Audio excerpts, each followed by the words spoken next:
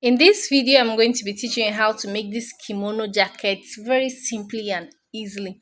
Okay, so if you're yet to subscribe to this YouTube channel, kindly go ahead and subscribe and turn on your notification bell so every time I upload a video, you'll be notified. Thank you. So first, I folded this into another two. That's four folds now. So you can see I am marking my neck width of 2.5 and my neck depth of 1.5. I'm cutting both the front and the back together. Okay, so I'll just quickly curve this out and then cut it out. But before cutting it out, I'll be measuring my shoulder. Normally I measure shoulder from here 8 inches, but today instead of marking half of our shoulder, we're going to be using the full shoulder. So my own shoulder is 16 inches. I'll be adding extra 2 inches to it, so I'll be marking at 18. Okay, so I'm cutting just both the not just the shoulder, but as well as the armhole and the whole shoulder itself. So I'm not just cutting with half of the shoulder, I'm cutting with a full measurement. So after that, I came down by 1 inch and then marked my shoulder slant. Okay, now I want the width of my sleeve to be 10 inches, or I can just use 9 inches plus 1 inch sewing allowance, 10 inches. Okay, so I'll mark. You can decide to make yours wider or even smaller than this. You can see how my own looks at the beginning of this video. So I just marked it, and then I'll go ahead to measure my bust. Now my bust is 10 inches. I'll be adding 5 inches to whatever I have as my main measurement. So I marked 15. You can do more. You can do 5 inches, you can do 7 inches. It depends on how much you want it to fall. So from the shoulder, I marked my half length at 17 and then my hip measurement at 24 inches. So at those points now, I'll be taking my body measurement. So my hip is 10 inches plus 5 inches allowance. I marked 15. My waist, I just maintained my bust measurement and came down. Then I curved to meet my hip, and then I went down with this measurement. Okay, I just still maintained this 15 inches. So at this point, I'll just form a sharp curve. Then I will now make the curve to be much more curvy. Okay, I don't want it to be sharp at that place. That's why I made it sharp first, then curved it.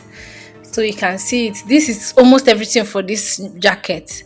Okay, once you have gotten up to this point, your kimono is almost ready.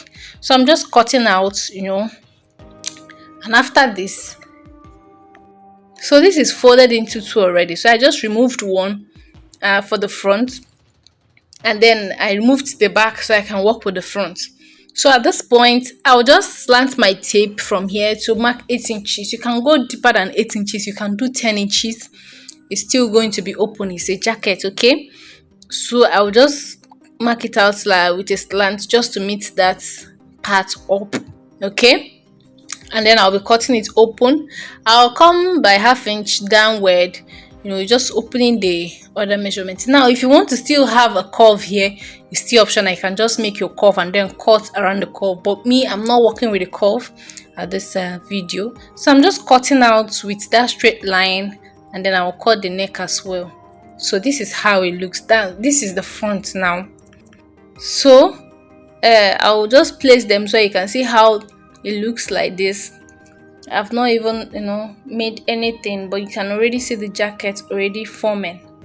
So now I'm going to place the back. Don't forget that I didn't cut open the back, I only cut open the front.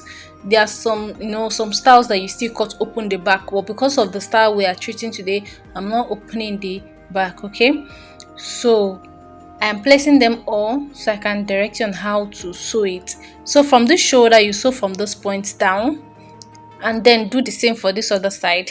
Now you come down to this armhole side, you still sew down.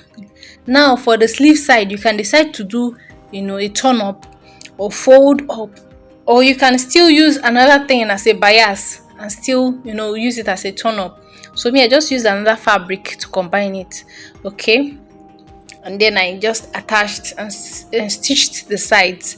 So from this side, the front of the jacket, I'll be measuring the circumference round to the other end of the jacket, okay, just this way. So what I have is about 2 yards and 28 inches.